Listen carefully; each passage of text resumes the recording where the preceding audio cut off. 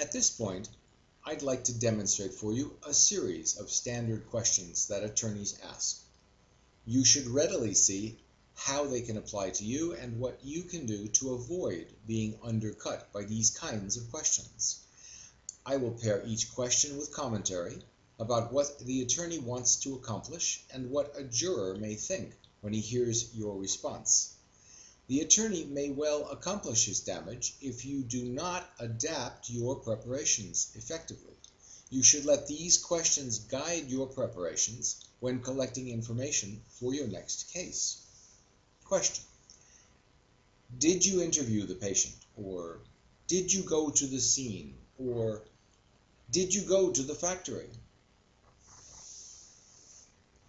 My commentary for those kinds of questions and the possible thoughts of a juror is: how familiar can you be with the victim, or with the scene of the crime, or with the product in question, if your research or investigations never even took you there? Go where you need to go to learn your own facts directly. First-hand knowledge is best. Question: did your tests follow any authoritative industry protocol? My comments are that if they did not, the next thing you will hear may well be the claim from the other attorney that your procedures are not even scientific. If such a protocol does exist in your industry, you should have followed it. Another question: did you do any testing? Did you take measurements?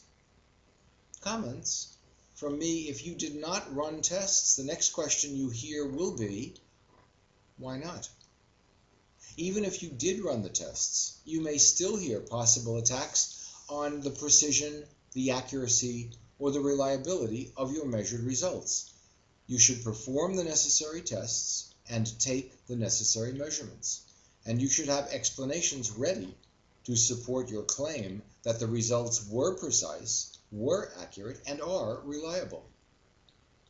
Question: isn't it true that the tests you conducted have no established industry standards or protocol?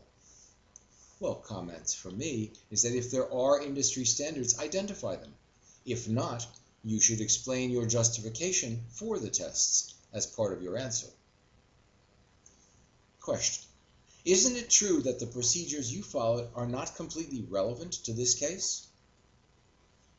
Comments: don't bite on the use of the adjective completely relevant.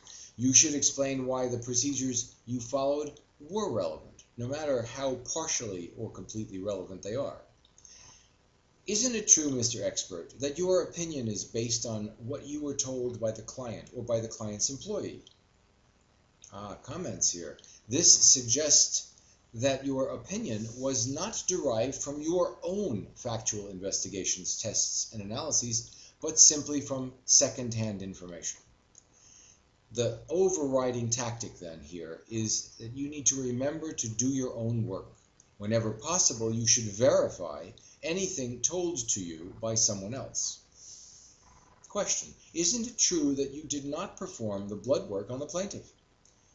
Comments: if you relied on data from others, as doctors, for example, often do when they rely on laboratory results, you must be able to explain your reliance on any third party as being customary in your field.